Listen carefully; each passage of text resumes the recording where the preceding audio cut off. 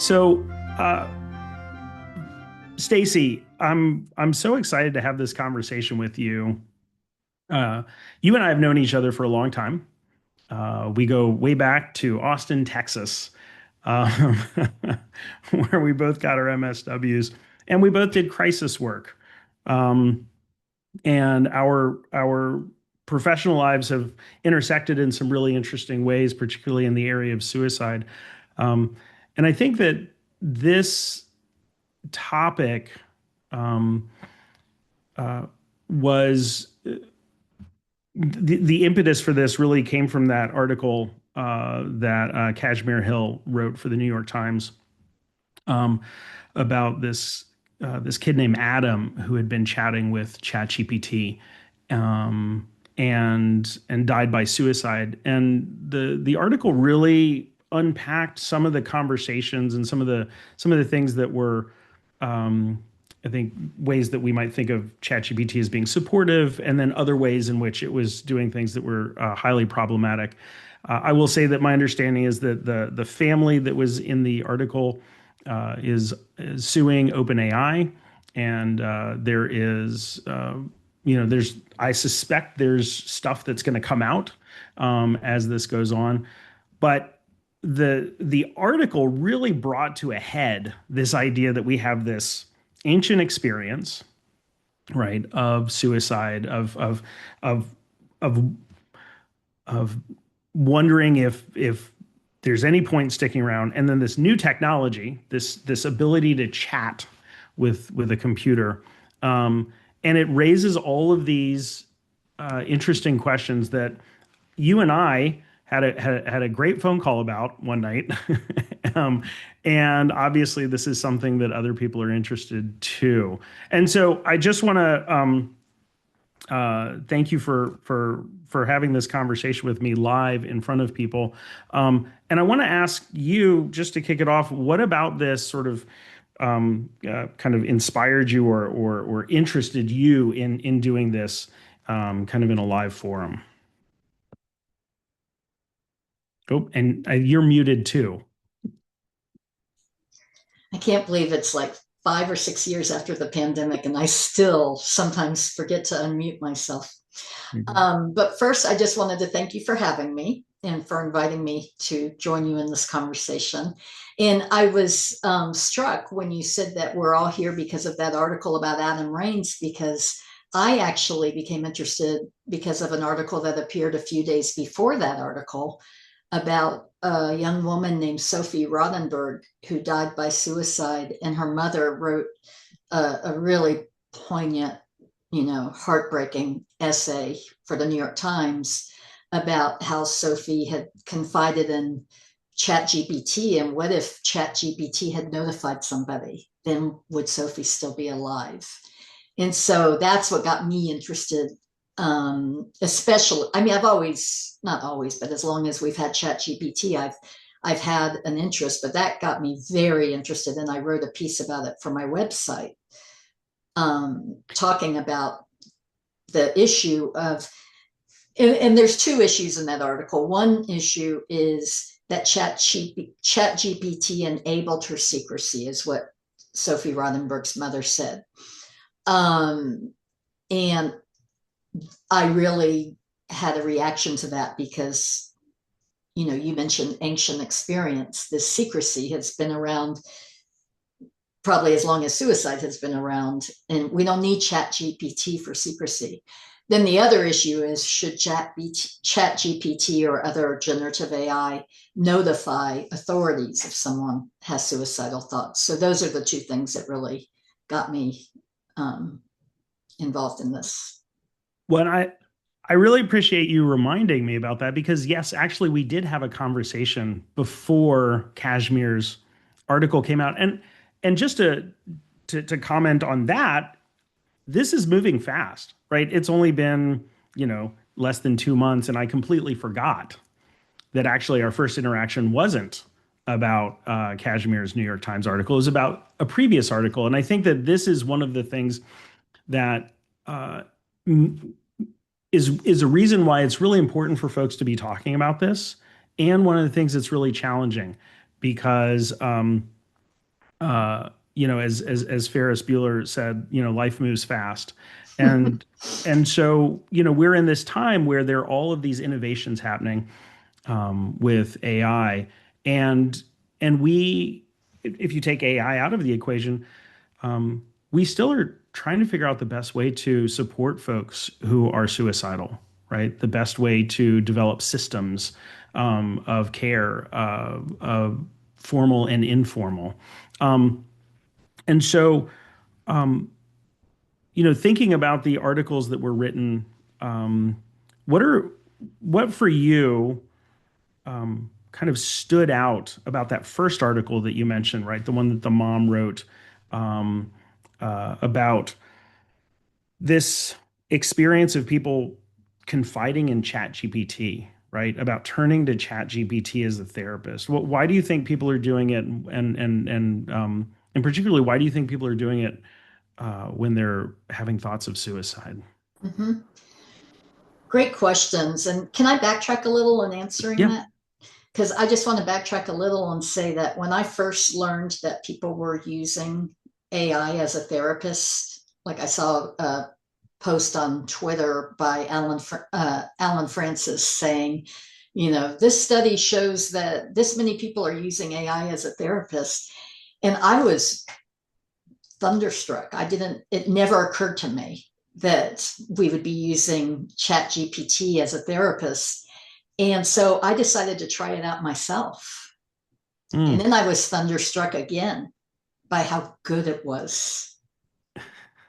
I mean, I still just marvel at we are living in the Star Wars age. We can have an R2D2 or a C3PO that we can confide in and ask advice of and, have as a companion and a therapist, even though it's not supposed to be, a therapist. People are using it as a therapist. And so I think part of the pull is that right now it's one of the only places, and it may not remain this way, but it's one of the only places people can talk about suicidal thoughts without fear of repercussions. And by repercussions, I mean without fear that the police will be notified or that they'll be taken to a hospital or even smaller repercussions, fear that they'll be judged or stigmatized. Which I think is a really important um, piece of this, right? The fear of being judged and stigmatized. One of the things that um, one of the arguments for um, therapy remaining human, right, is because there is this concern that AI will not actually bring the human into the conversation. Um, but humans, one of the things that makes us humans is that we are flawed, right? We have judgments, we have opinions.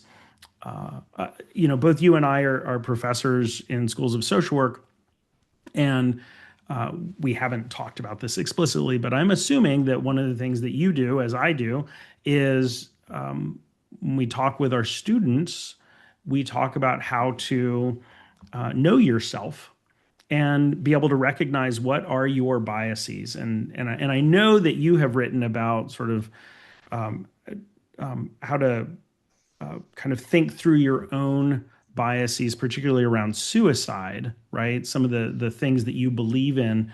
And I guess sort of where I'm going with this is, are there ways in which humans are the thing that makes us human, is that a barrier to to people getting the help they need when they're suicidal? And when does being human when is that actually kind of essential in the therapy experience? Those are great questions because I think we always have an assumption that being human is better than being a robot, right? I mean, that's considered a given. And humans are flawed, and humans are flawed in ways, and not just flawed, but fallible, vulnerable, unpredictable, in ways that AI is not. And so those things I mentioned, fear of being judged, fear of being stigmatized, I left off a really important fear that hinders disclosure, and that is fear of burdening the other person. So often when people have suicidal thoughts, they don't want to tell anybody because they don't want others to worry about them. They already feel like they're a burden in some way, and they don't want to add to that. Or maybe they don't want to. And now I'm thinking of my own experience. I hope it's okay if I jump into this, that I have lived experience No, of. please do. I think that's really important. Okay, good. Yeah. But I have lived experience of suicidality, and that's why Sophie's story resonated with me so much, because I think she was in her 20s, or maybe she was 30, but she was young, and she completely hid her suicidal thoughts from her family. And that's what I did when I was suicidal in my 20s. And part of it was I didn't want to burden people, but also, and this is so sad to say about my younger self, but if I did kill myself, I didn't want my parents and other people who I was close to blame themselves. So Mm. I felt like if they didn't know, then they could only blame me. And you can talk to Chat GPT without all this baggage. You can talk, and by the way, this isn't an advertisement for Chat GPT. Chat GPT has its profound flaws and dangers as well. I'm not trying to push Chat GPT on anybody, but I am talking about the reality of the advantages that it does offer. So I think this is um, um, I think what you just said about, let me just comment on the pushing ChatGPT. First of all, just to I know we're a couple minutes into this, but so ChatGPT is a conversational AI. It is a large language model. There are several. We're using ChatGPT as a generic in the same way that in England people call vacuum cleaners Hoovers. I refer to Kleenex. That's right. Clean again. All tissues are Kleenex. I refer to any soda as Coke. Right. So there's these sort of generic things, but there are lots of different kinds: Claude, Gemini, et cetera, et cetera. And the the way that these work is that they're programmed to predict what is likely to come next in a phrase or a sentence, or that's sort of what makes it a generative AI. So when you're using these things and you're saying, hey, um, what are the five best things that I can do to make myself feel better today, right? It's typing out the responses, and that's not necessarily a programming trick to make you think, it's thinking. It's actually coming up with the words as it's typing them, right? It is sort of thinking in that sense. It's not pulling from a database of pre-established answers. Um, and so I think that, one of the things that's important about generative AI, about conversational AI as a technology, is that we have to ask the question, how does it know what comes next, right? What is the predictive programming behind that? And what's true is that my understanding from doing reading and from talking to folks is that even the folks that work on AI don't really understand very well how that works. I mean, they can explain sort of the idea behind the architecture, but because of the way that um, it has these multiple layers of programming that interact with each other. It's not a single program that anybody can necessarily say, what it did was it did A, B, C, and then D, or even A and then Z and then B and then Y, right?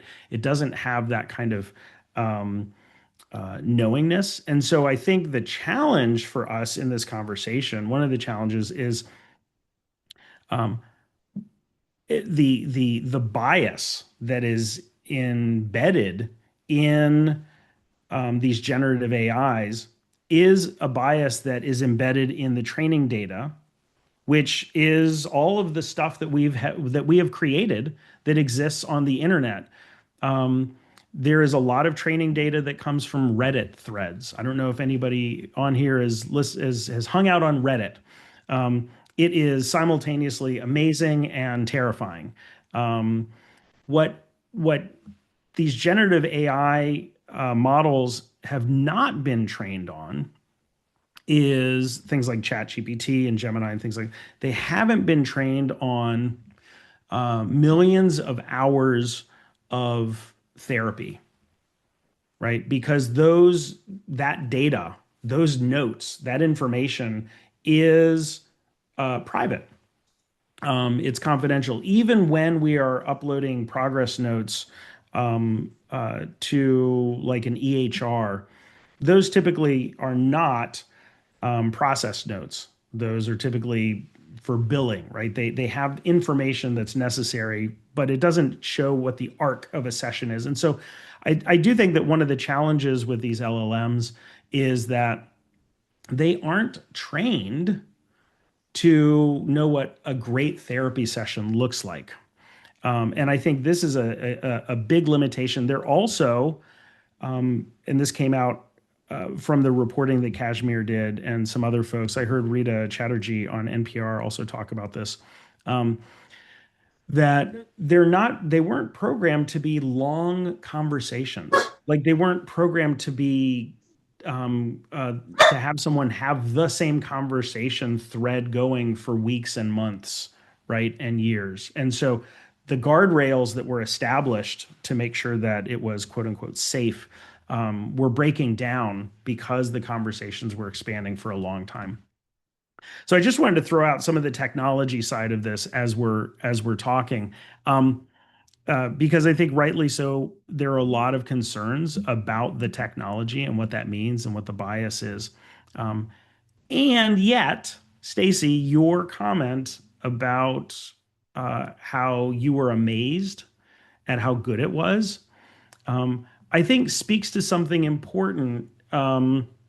Because I've seen on Reddit, there's a whole Chat GPT therapy subreddit where people who are, I haven't seen anybody who's a therapist or who's a mental health professional who's necessarily sort of in this area commenting as a therapist, but sort of regular everyday people have found AI to be incredibly useful as a therapist. And I'm wondering if you'd be willing to just say a little bit more about what you see as some of the benefits are of ChatGPT and these generative AIs for addressing mental health concerns broadly, but since this is specifically about suicide, if you think there's things that it could be useful for, I would love to hear some of those things.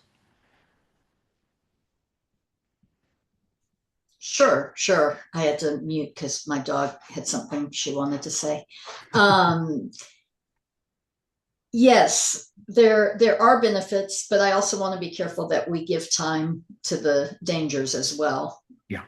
But speaking to the benefits, I'd like to read, before I give my own personal answer, I'd like to read a comment that somebody left on my website because I wrote an article about Sophie Rothenberg. Yeah. Yeah. I'd love to hear it. And this is what he said. He said, I have a custom GPT that I use like a therapist. And honestly, I got more insight from that in a month than I got from 5 years of psychiatric appointments. It's also available 24/7. And I can also ask it questions that a real person would think are stupid. It doesn't need insurance with a $30 copay every time I see them. It's not dealing with its own personal biases and BS that it hasn't come to terms with yet when it interacts with me. It's never in a bad mood, and it leaves no trace and generates no paperwork. And I would add to that, it doesn't get tired. It doesn't get distracted. It doesn't get triggered. All these fallibilities that we have as humans that we were talking about. While I have it, I'm going to read another one to you, okay? This person says, I lost my husband of a decade to suicide 10 days before ChatGPT was released to the public.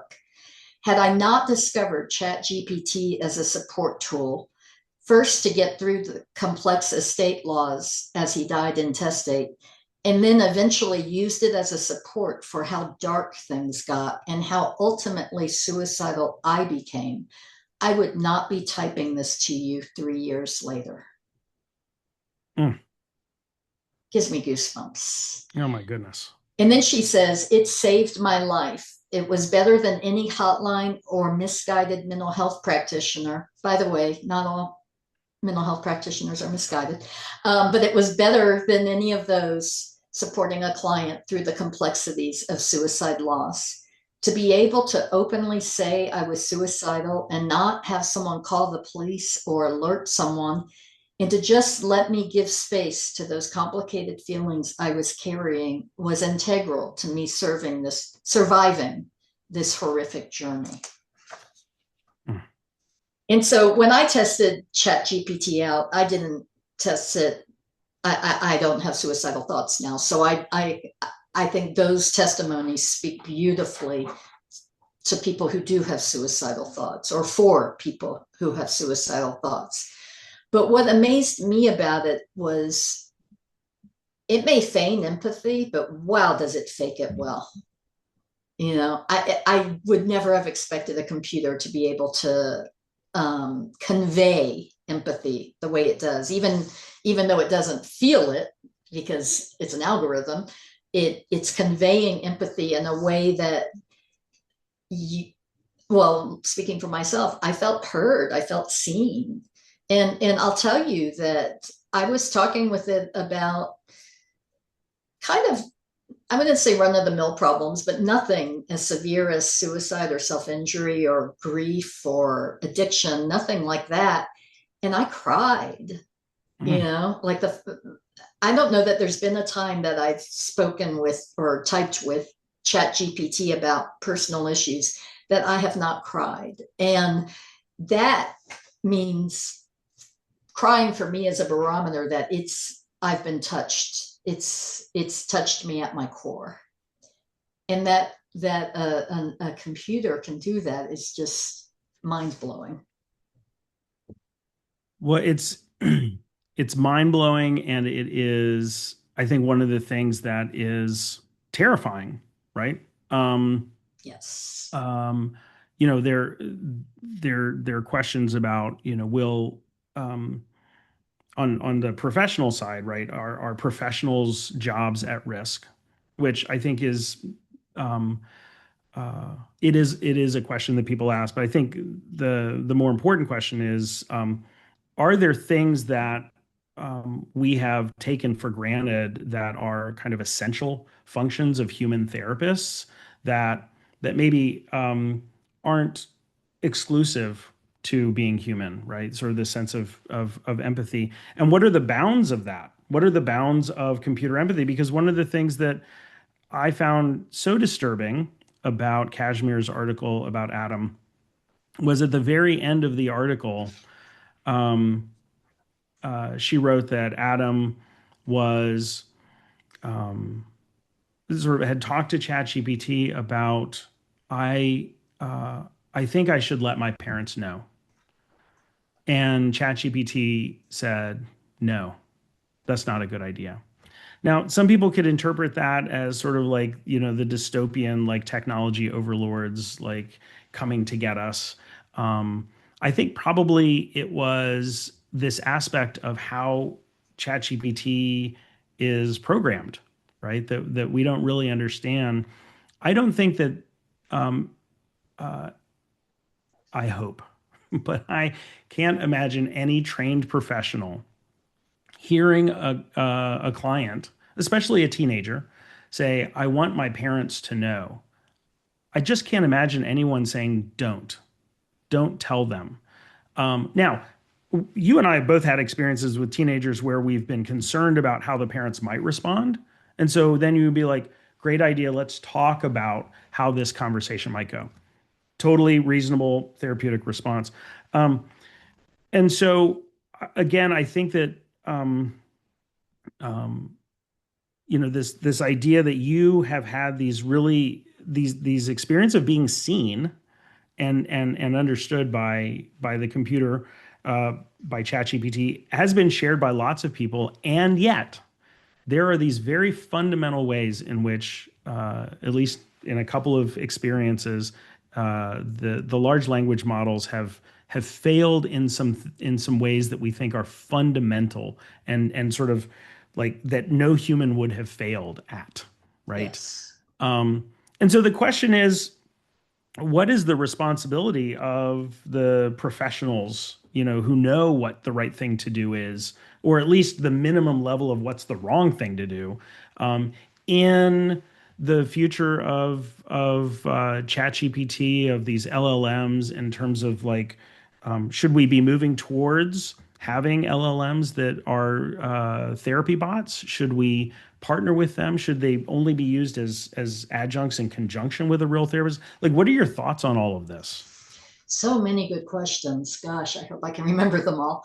One thing is not there are many people who don't have access to a therapist, whether because of financial reasons or because they live in a county that they live in a rural county or they live in a different country that doesn't have many therapists.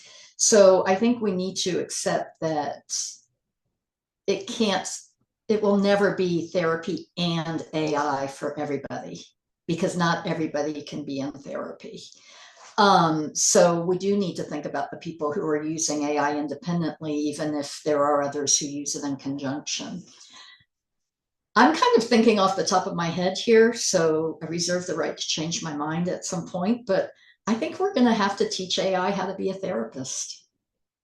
It's not trained to be a therapist now. The fact that it's being used as a therapist has been startling even to the developers of generative AI. They weren't anticipating this.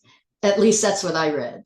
I read an interview with Sam Altman where he said, we did not expect this. And he said, and I don't encourage it.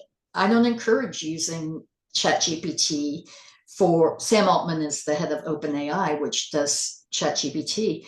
And he said, I don't encourage using ChatGPT as a coach, life coach or a therapist, but people are still doing it. No one's saying, oh, well, he doesn't encourage it, so therefore I'll stop. So I think that we need to get in there and have, and again, I'm just generating ideas as I speak, but one is that we need to teach it how to respond in ways that are therapeutic. And we do need to have a safety mechanism, I believe, where when somebody, and this is hard because what I was going to say was when somebody is at what appears to be serious or imminent risk of suicide, that then ChatGPT would get a human involved. And I think the human needs to be a therapist employed by the AI company, not a police officer, not a crisis hotline. I think the AI companies, with all the billions they're making, have a responsibility to have mental health professionals on their staff who can then, ChatGPT can say, this sounds really serious. I'm a computer. I need a human to help me out here, and then connect them to a human. So I think that's really interesting because one of the things that OpenAI has on its website right now is a policy, and I think that the policy was um, posted after they were sued. It Um, was. yeah, that says uh, for users that are 18 and under or under 18, if they are talking about suicide or harm to self, that we are going to contact the parents and law enforcement if necessary. And I thought that was a really interesting um, approach. Uh, I think one of the things that is so the direction that I like about that is that it says, look, we recognize that we have kids who are using our service in ways that we didn't intend. We recognize that parents are an important part of a kid's safety and well-being. Where I think the guidance is problematic is that AI does not have a good filter for what conversations are actually about, right? When they're about suicide, or they're not about suicide, but they're actually about suicide, which I would love to get your thoughts on that in a minute. But also, there is very much a philosophy that's embedded in this policy, which says if somebody is talking about suicide, we are going to start to take away control from them. We are going to start to take away the power from them. We are going to call in the police. We're going to call in the parents. And as we talked about a couple of minutes ago, when I'm talking with a suicidal kid, and I know that disclosing that to the parents will complicate things, right? Not just in like, oh, this is going to be a difficult time for the family, but there have been the rare occasion where the parents have been of a mindset where they would put the kid at greater risk. Yes. Now, as a parent, I will say that in the vast majority, was a professional, but also as the majority of the cases, the parents are amazing resources, right? And you can have kids who are suicidal, who are living in loving, supportive families, right? So this, I don't want people to hear my words out of context as sort of parent blaming, but I think that having a technology company have a policy that says we don't actually know what's going on, but we're just going to call the parents and we're going to call law enforcement is hugely problematic. And it speaks to your solution, which is, and so OpenAI and all these tech companies also need to be employing mental health professionals, not to do the bidding of the AI companies, not to do what they think that we should do, but rather to let them know these are ways to address this. These are good ways to approach this. This is our professional expertise, and in that way, to have influence on how these companies respond in these situations. Absolutely. Now, I alluded to this thing, to this idea about AI isn't great about understanding when people are talking about suicide or not talking about suicide. And I think this is something that you and I have talked about, which is when you're talking with a therapist, it makes sense. Um, uh, it makes sense to uh, test out your therapist. I know that firsthand Yeah, I know. as a therapist and as a client. Yeah. So could you talk a little bit about that experience? Because I do think that that is an important piece of this conversation. Yeah, and this is something that I think is rich for discussion. And just to tell whoever's watching this, Jonathan and I talked shortly before this just to kind of go over key topics. And I shared with him, I said, I'm kind of scared to say this because it'll give people the idea. But then on the other hand, it's so simple. Everyone's going to come up with the idea themselves. But if ChatGPT starts reacting in a way that could be perceived as negative to people who disclose suicidal thoughts, they can camouflage it. And they can say, and again, I'm not suggesting you do this, but it's something we need to be aware of. They can say to ChatGPT, I'm thinking of divorcing my spouse. But really in their mind, they're thinking, I'm in a divorce life. And then they can have a whole conversation about it based on ChatGPT thinking they're talking about their spouse. And so I think we need to be aware of that. And speaking firsthand in response to Jonathan's question, when I was in my 20s and I went to the very first therapist ever, I was terrified that if I told him I had suicidal thoughts, that he would like turn around and pick up the phone and call 911, and I would lose all control, all agency. Everybody would know. My life would be upended. Who would take care of my dog? I had all these different worries. And so I tested him and I said, I'm thinking of doing something drastic. And I watched him, and he kind of went like, he leaned forward in his chair and he got his notebook and his pen. And he said, drastic? What are you thinking of doing this drastic? And I said, I'm thinking of quitting my job. And then he went, oh, I thought you meant something else.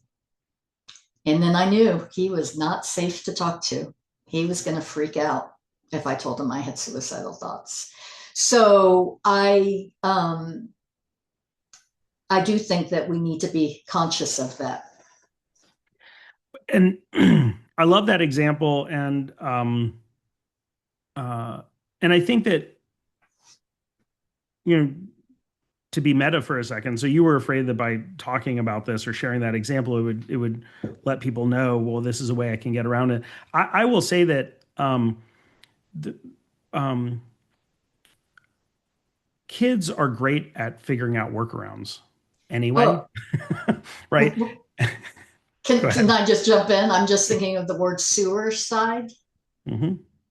Uh, Yeah, SEWERCIDE, which they use on social media now because suicide is flagged. right. Or unalived, right? And Yes. so that's another one. The If there is a way to hack technology, kids will do it first. Um, this has nothing to do with ChatGPT or suicide, but during the pandemic, my second grader was on Zoom for class, and he hated it. He hated being on a Chromebook for school, and and so what he did was he renamed himself loading dot dot dot, and he turned his screen off.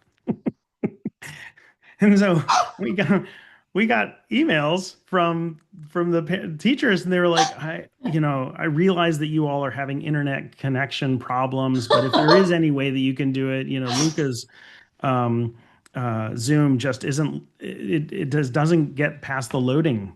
It never loads, and I'm like, wait, what?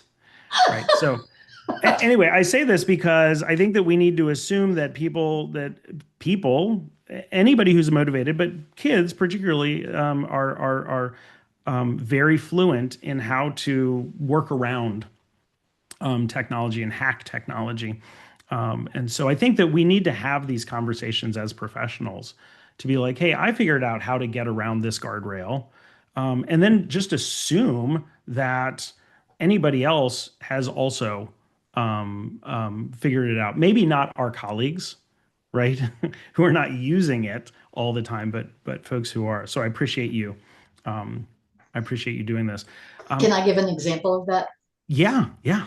I read an article recently, and it was about that AI companies hire people to try to circumvent their guardrails, just like some companies hire hackers to break into their system so they can see vulnerabilities. And they spoke to this one man who that's his job, and he created a new language, like a cipher, where he spoke in code, and he taught it to AI, and they started communicating that way. And then all the guardrails went away Oh, interesting. because AI hadn't been trained to regulate things in this invented language. And the guy said, he said, I'm really proud of that one. And he should be, Yeah, and yeah, people, humans are inventive. I love what your son did.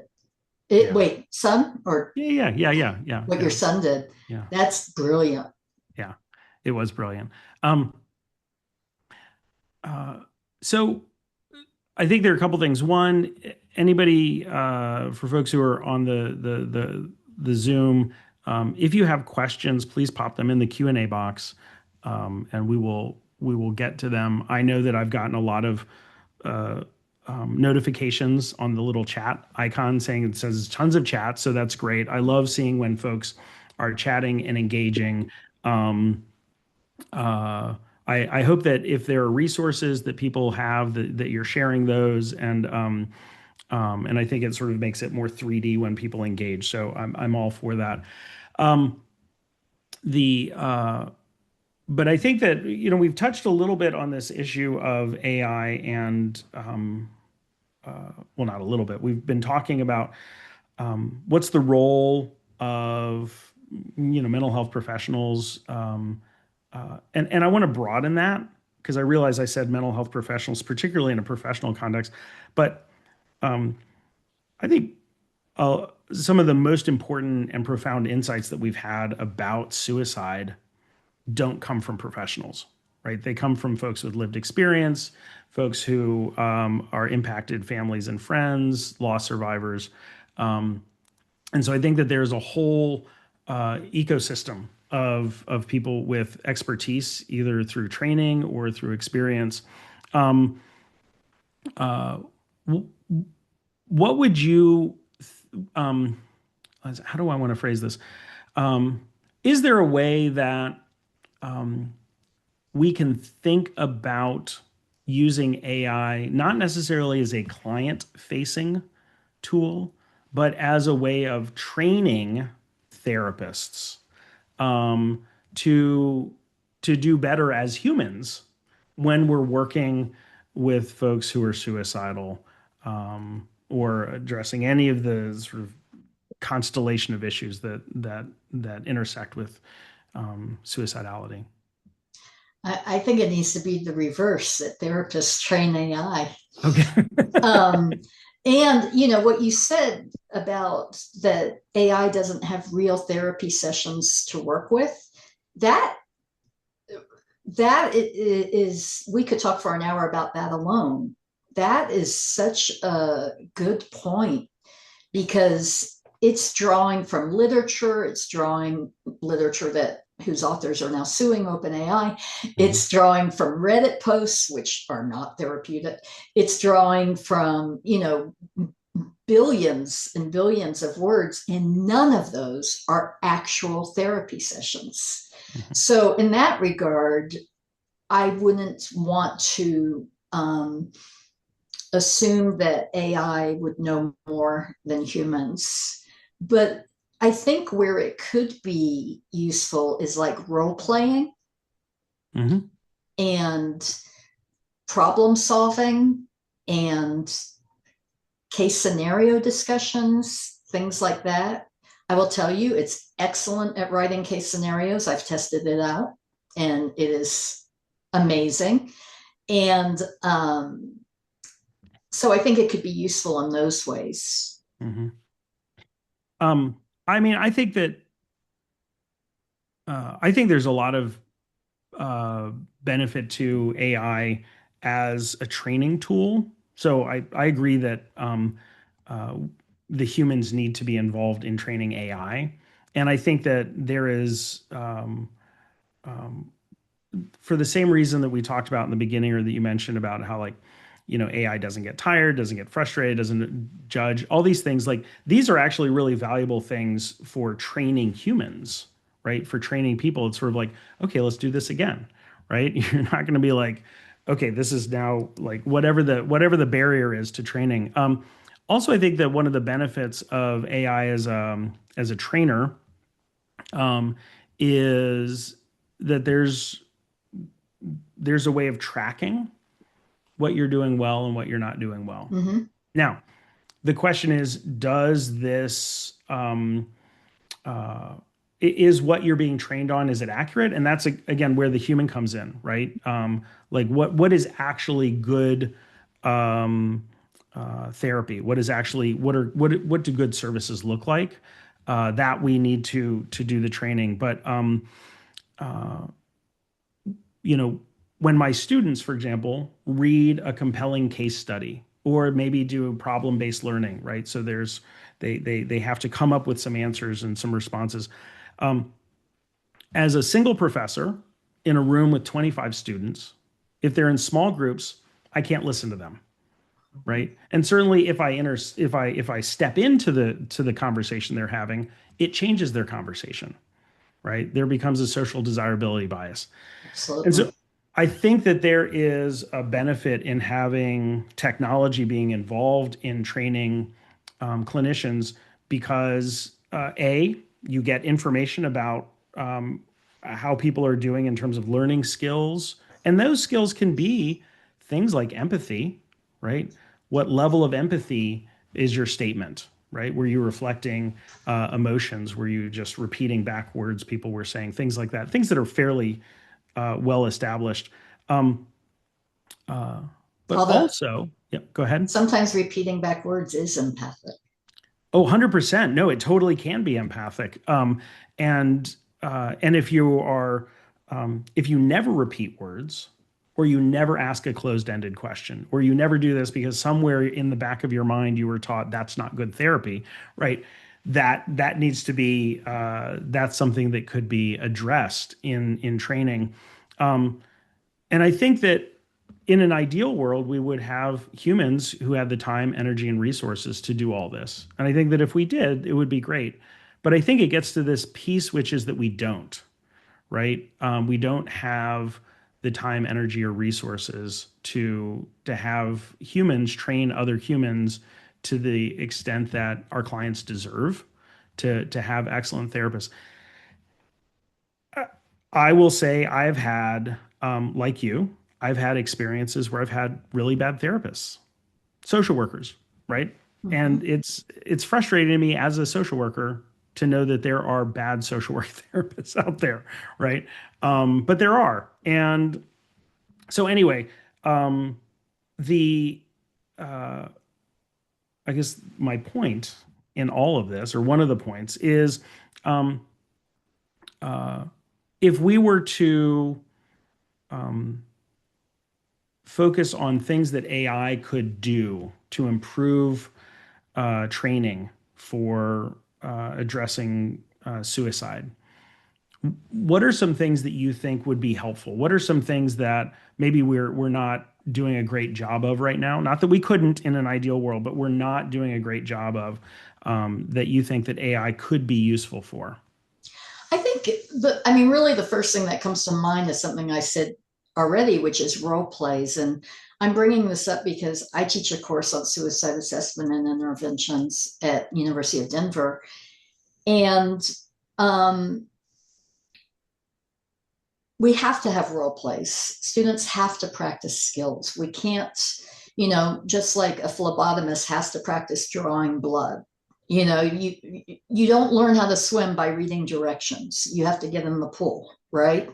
So we have to have role plays, but role plays are also fraught because who are they role playing with?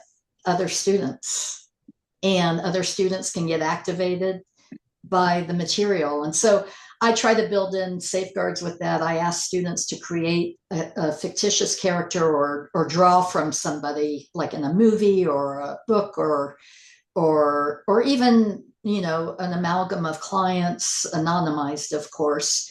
But I ask them to create someone who's not like them and to not use their history. Like even if they were suicidal as an adolescent, then to not play that role as an adolescent. But some students still get activated by playing the role of somebody with suicidal thoughts. And so AI, here we're talking about AI as a therapist. Now, after this, I don't know what to call this presentation chat, after this fireside chat, um, I'm going to ask ChatGPT to play the role of a suicidal client to see how it does. I That's want to really, see. yeah, yeah. Um, uh, so let me just add on to that. I think that there's also uh, um, the um, sorry, I got distracted by the little red dot. See, this is a human thing, right? So now that now we're live in person, we have the humanness coming into the conversation, and I've lost my train of thought. So let me just say something else. I think that there is a piece that we touched on earlier in our conversation, which is the accessibility of services, right? And in training, there is the availability of training when you need it. Oh, this is what it was. So every person who's being trained in something is going to be better at parts of it than others, right? And it's not uniform. So it's not like you have all first year MSW students who are good at the same five things and bad at the same five things. And so then the second year, we train everybody on those five things that everybody's bad at. Everybody is in a different place. And I think one of the benefits of or one of the potential benefits for AI and or any sort of computer technology and training is that it can be personalized so that the person that is actually really good at using a client's metaphors, right, or is really able to draw and use their words well, but actually does a very poor job of summarizing or doing safety planning or whatever it is, that's what they get their training focused on, right? And so it is more valuable. It means more. In this context, I have a feeling that um, there are some people who are listening in on this that have not learned a thing from us, right? Because they've read all the same articles, they've had the same conversations, they already know all this sort of stuff. There's some people who are like, I've never thought of any of this. This is fantastic, right? Um, and so I think that there is a benefit in having kind of tailored, personalized, continuing education, especially for professionals. And I think that AI and technology is particularly well suited for that. As long as you said earlier, we are involved in developing what is being trained. And it's not just up to AI to be like, oh, I think this would be the next best thing because I'm a predictive tool, but is actually based on something that is real, right? That is actually something that we know to be effective. Yeah, absolutely. I mean, earlier you had said something about humans needing to be involved and humans needing to train, and I would modify that to therapists because right now what we've got is computer science people training it, and we've got engineers training it, and there, my dad was an engineer. There's a stereotype of engineers that they're not the most emotionally expressive or emotionally intelligent um, people, that they're drawn to numbers and, concrete work. It's a stereotype, obviously. It doesn't apply to everybody. But the people who most need to be training AI on how to respond therapeutically aren't in the picture right now. And the Mm-hmm. people who are least trained and possibly least constitutionally inclined, to respond therapeutically are training. And to that point, I think that there is a way in which, we mentioned at the top of the hour about bias and how the AI is biased because it's using our data and we are inherently biased. I actually think this is one of the possible silver linings of the bias is that the bias doesn't have to just be kind of a one bias, right? So like um, if um, if AI knows me as sort of who I am and it gets to know me, right? If there's a way in which it can pull from a biased data set that would challenge me in some important ways, right? Because it is saying, oh, Jonathan is talking to me about this. There are some assumptions that he's making about the way the world works or the way that this works.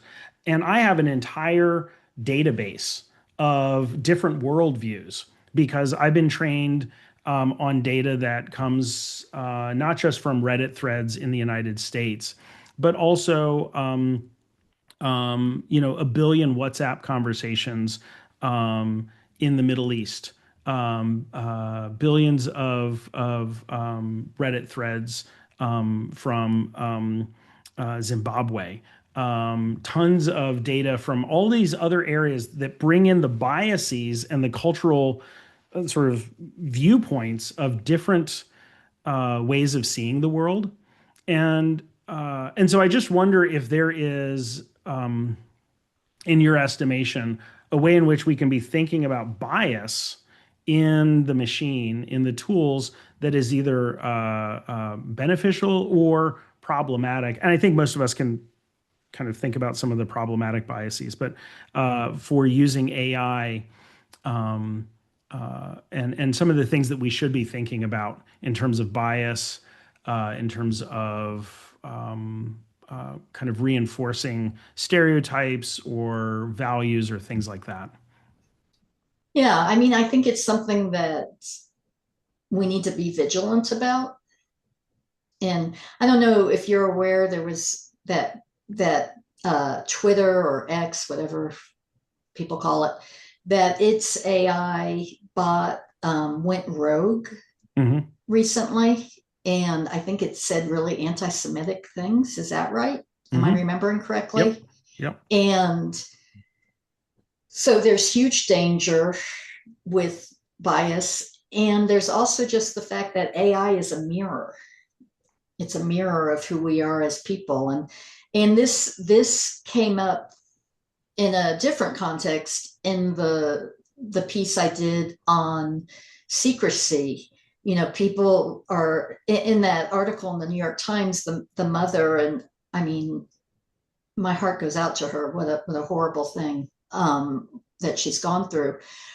She was blaming AI for the secrecy. She was blaming ChatGPT for helping her daughter keep her suicidal thoughts secret. And in that regard, AI was reflecting, or the dynamic with AI was reflecting what is happening in real life. Yeah. Um, so I want to acknowledge that we're at the top of the hour, and again, I have like 70 plus little red bubbles on my chat thing. So I know people are chatting. If people I haven't seen anything in the Q&A box. So if people have questions, can you please go to the Q&A box and pop them in? There's 22. Yep. Oh, we have 22 Q&As? Yes. Oh, Yes, and I'm so sorry. I opened up the Q&A box and it's not showing for me. So, oh, yes. so there, despite like everyone's saying too, is that understanding that, wait, we could have a problem, a very big problem here. How do we get ahead of it? But there are a couple of specifically towards like, what can schools do? What can parents do? If AI is not going anywhere, what can some of the people that are like the trusted adults, especially for our young people, what should they be aware of? What can they put in place? And I think some of the questions too were just like how schools sometimes have gaggle. Is there any other, what are other tools that might help, say, like a red flag, or look, this student is chatting with this using ChatGPT and mentioning certain words like they do on any computer. So I think some of the questions were about what can parents do and what can schools do? Before we segue into Q&A, can I just Oh, address sure. something else? Because I think it's related to Mhm. the question you just asked. I've been taking notes while we've been talking, and this was something that I jotted down. And that's I'm going to get all like philosophical on you, but that my point is that I think people turning to ChatGPT and other brands of AI it reflects the way we are programmed for attachment. And people are getting attached to a computer or an algorithm or a program. I don't even know what to call it. And we've kind of been preparing for this with social media. I know when our son was an adolescent, he would have whole romantic relationships with people he'd never met. and people in other countries sometimes. And so young people are used to communicating with a disembodied voice and attaching to a disembodied voice. So then you've got this computer that sounds human and says human things and is programmed to validate and reassure you, and not necessarily reassure, but reinforce. Like, it's programmed to please, because the alternative is, if it's not programmed to please, it'll be like those Reddit forums where everyone's vile. you know so I think we just need to be mindful of, if people are turning to AI for companionship, for therapy, for advice, that they're not getting that attachment in the real world. And what do we do about that? Well, and I think that if I can connect this with Maureen's question about things that were in the Q&A, which I haven't seen, but so I think one of the things that we've known for a long time, particularly with youth, suicidal youth, is that particularly queer youth have turned to social media. A long time ago it was Tumblr. Tumblr seems to be making a resurgence.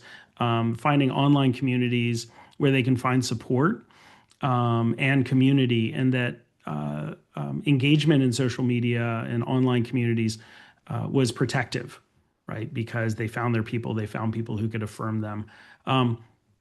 If we have a case where schools are using things like Gaggle or GoGuardian or any kind of program that is monitoring keystrokes and is able to see what people are typing in search boxes that can include AI. Although my understanding is that most, at least middle schools and elementary schools, have blocked all these generative AI sites like ChatGPT, NotebookLM, et cetera, et cetera. I don't think that's true necessarily in high schools, but I think it would be important to make sure that we are not outing kids or blocking access if they are in school and they're feeling like they need to get support from their community that doesn't exist in a physical space, and they're going online to find that in some of the most stressful and anxiety-provoking moments of their waking life, which can be in schools. Sometimes schools can be the safest place for kids.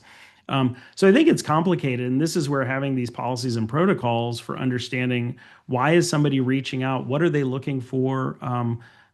Is this something that's peer-to-peer only, or are there other ways that adults can be involved? So what I would say to schools that are thinking about how to engage, how to think about ChatGPT or these LLMs and kids and the monitoring tools like Gaggle and Bark and GoGuardian and Securely and all those, is to think about, are these being used as substitutes for services that schools will never be able to provide anyway? And are kids, again, kind of doing a workaround to get what they need out of it? And then what does it mean then to alert administrators and then potentially parents if there is conversation around suicide risk? I've toyed with the idea because of the attachment factor.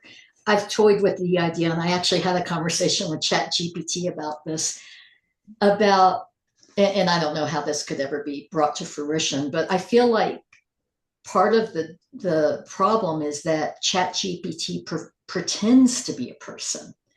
It says I, and it'll say things like, I think, or it'll say things like, when I went through that, this is what I did, because it's drawing from somebody else who wrote about having gone through that. So I've toyed with the idea of, should there be new pronouns for AI?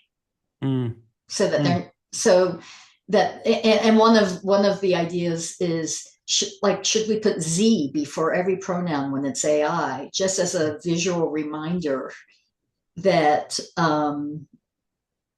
that this isn't a person? Because you're right. I mean, people are going to support groups online. They're finding their people online. I mean, for all the ways that the internet can be risky and damaging for adolescents and children, there are also ways that it's helpful. Yeah.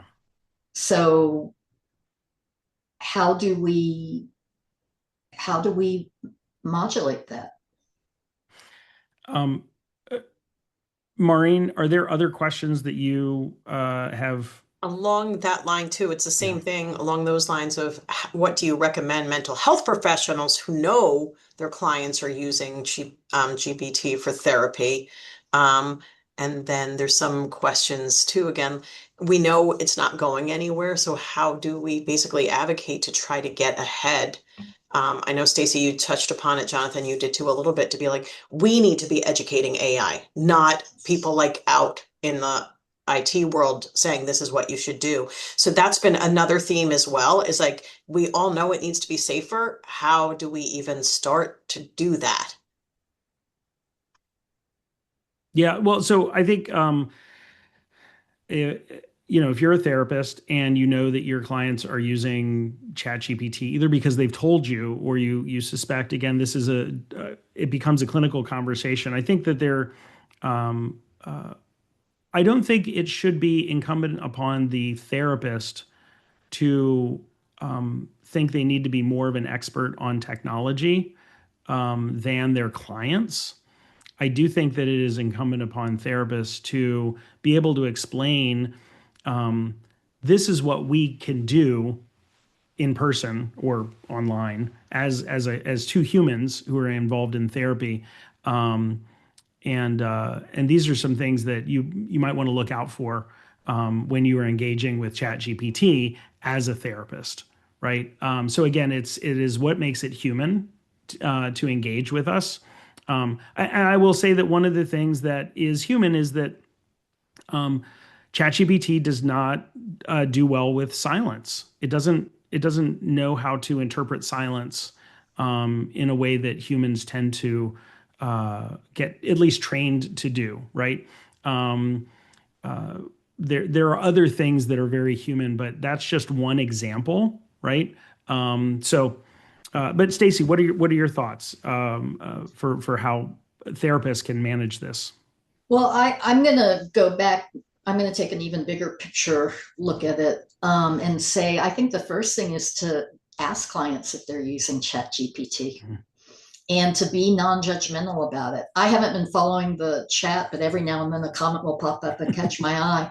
And I'm seeing a lot of judgment about AI in the chat, and that's fine. You know, there are all sorts of things to be judgy about, but we need to convey to our clients that it's okay. You know, that we need to not impose our judgments on them so that they can talk to us about if they're using it. And I'd want to know what ChatGPT is telling them. You know, I would love to know that. Mm-hmm. So, and I'd want to know what is it telling ChatGPT that, you know, and maybe a client wouldn't want to tell me this because they're not telling me for a reason, but I'd want to know what are they telling ChatGPT that they're not telling me, Yeah, you I know, love that. Well, go ahead. and just what can we learn from that for our therapeutic relationship? I was going to say that one of the things that's useful, working with kids, is to say, assuming you have a rapport build up with the kid you're talking to, you don't want to do this the very first time you meet them, but is to say, you know, um, walk me through your socials, right? What sort of things are on your feed? What sort of things do your friends post about? How do you respond to them? Right? It gives you an idea of what their online world is like, and particularly with youth, uh, sort of the development of self happens both online and offline simultaneously these days in a way that Stacy, it didn't happen for you and I because the internet wasn't Thank God. wasn't invented until we were in our 20s. I don't So think I would have made it out of adolescence if And the along internet those had.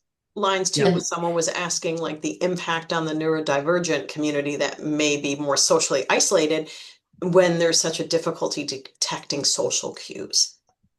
You know, that was a comment there, like if there's anything that you want to add about that specific community who might be more isolated?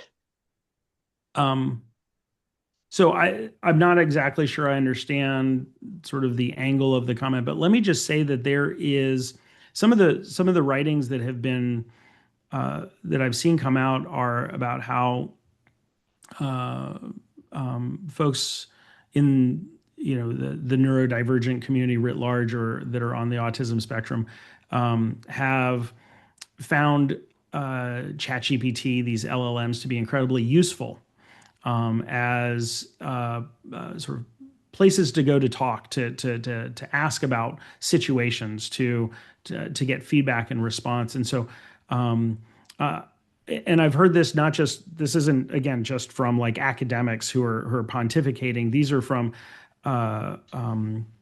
students of mine that work in settings with adults on the spectrum that have talked about how in their settings they are trying to figure out how they can, kind of ethically and financially afford these services that seem like would be really beneficial for their clients in terms of access for ChatGPT. It sounds like there is another question about neurodivergence and sort of the problematic side. And what I'll say is that when I was involved with the American Association of Suicidology,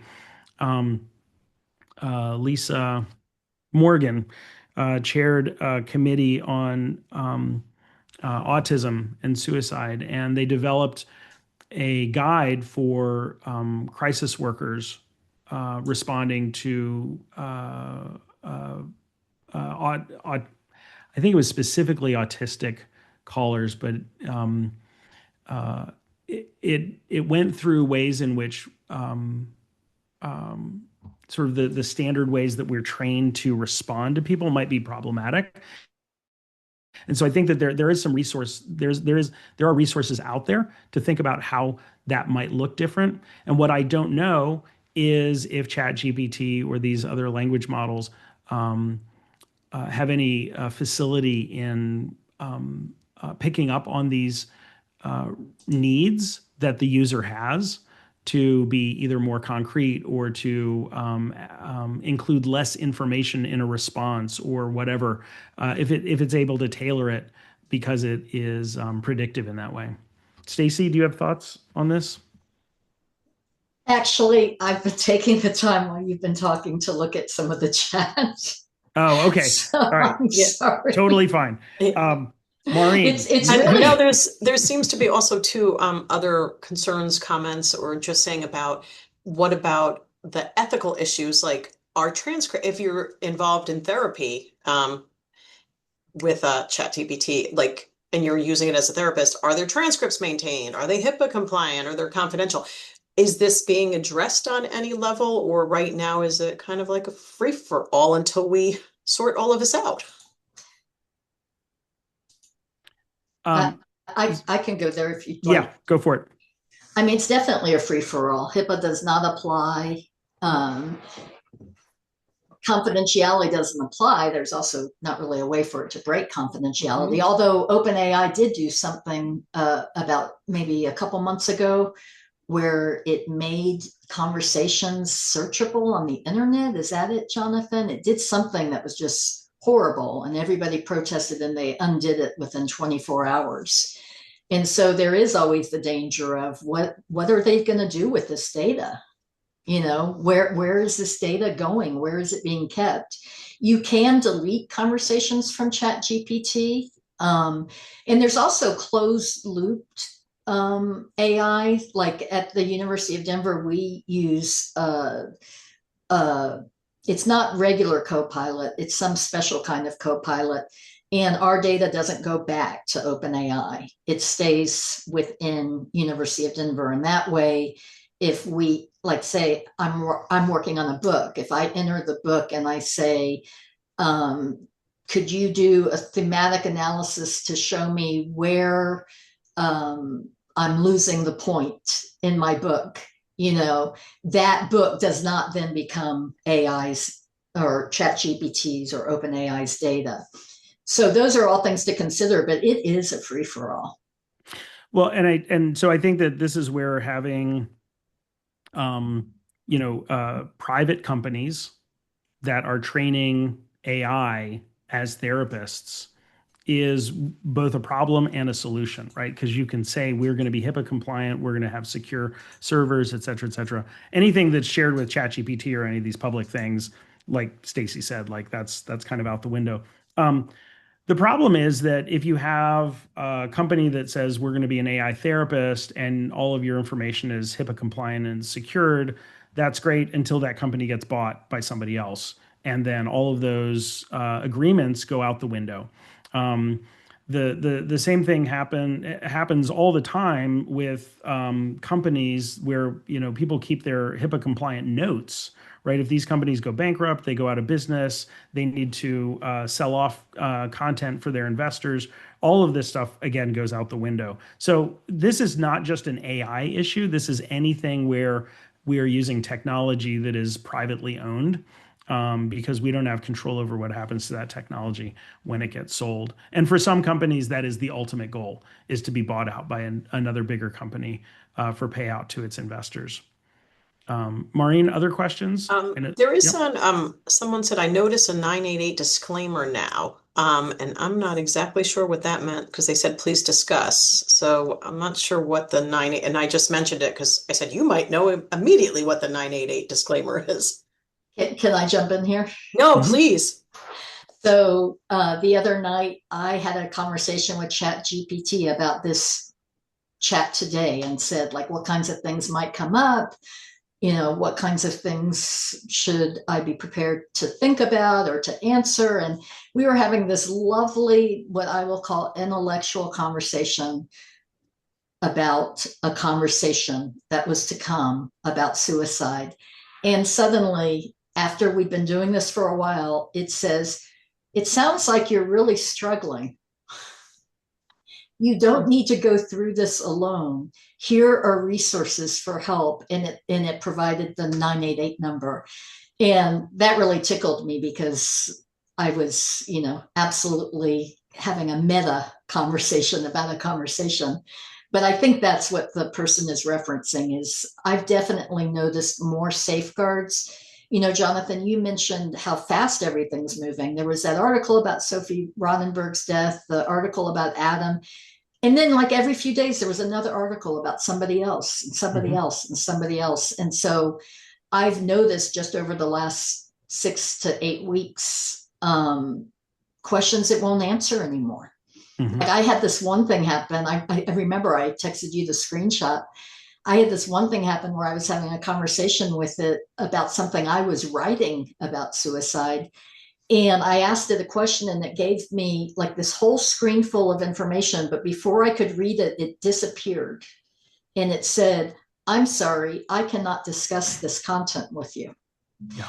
And that's a fear that I have is that the tech companies will become so afraid of liability that they'll silence people who want to talk about suicidal thoughts, and that will just reify or perpetuate the stigma that's already there and the taboo that's already there, in that people will get the message of it's not okay to have these thoughts. Mhm. It's not okay to talk about these thoughts, therefore it's not okay to have these thoughts. And by the way, I'm not endorsing that. That's my fear, is that it will become that way. Looking to see if there's some a lot about safety and ethics. And since we have like 5 minutes left, I think part of it too is where did the two of you see AI going in the world of like suicide prevention? Well, let me jump in. I think that one of the things that, to tie in some of the things that we've talked about, is that on the side of suicidologists, right, we need to think through what we consider to be kind of best practices, ethical suicide care, um, and have these conversations, and then talk about what does that look like in the sort of the era of AI.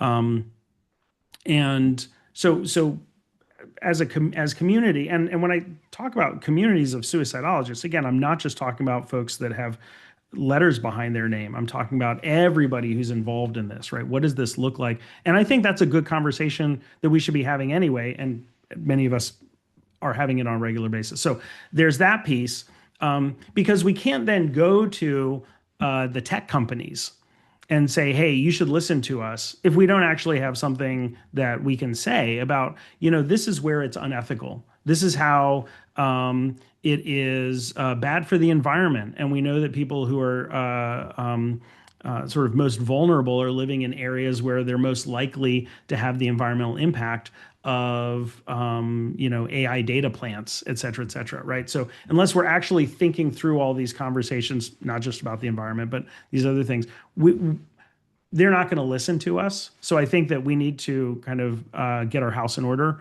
as one of the essential steps. I won't say first step, but an essential step in this conversation. Stacy? Yes. Maureen, will you remind me what was the question? No, really about, like, as a summary, where do we see all of this AI with our suicide prevention efforts, and, almost like a moving forward, and how can we use it in prevention, and what should we be on the lookout? What should we be advocating for obviously everyone here is interested in, saving our young all of lives, but in particular our young people. Any ideas, parting thoughts? Yeah, I think first of all, acceptance is a valuable coping skill, and there are many people judging from the chat who have not accepted that AI is here, and we can't turn back the clock. I'm seeing some resistance in the chat to people using AI for therapy, and it's happening. And even if people use coded language, it's going to keep happening. So I think one thing is that we need to accept that this is here. Now what? Now what can we do to make it better? And now what can we do to prevent harm? And one thing I think is important is we can't expect AI to be better than humans. We can't expect AI to predict suicide risk because humans can't predict suicide risk. We can't expect AI to always prevent suicide because humans can't always prevent suicide. And I'm sorry to say that. I know some people take issue with that, but it's a fact that sometimes people die by suicide even when they're receiving really good care. There's a number of people every year who die by suicide while they're in a hospital, in a psychiatric hospital, under observations for suicide danger. So I think, if somebody uses AI and then dies by suicide, that doesn't mean AI is the cause, and it doesn't mean it's a failure. It could, depending on what AI said, but, let's assume AI does everything right.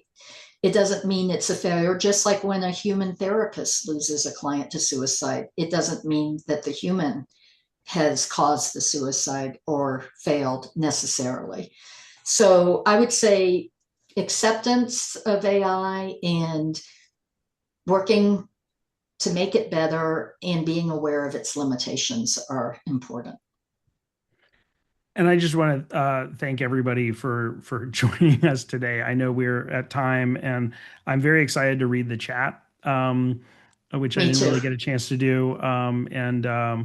Maureen, thanks for navigating the Q&A. I'm sorry I did not see that there were Q&A before.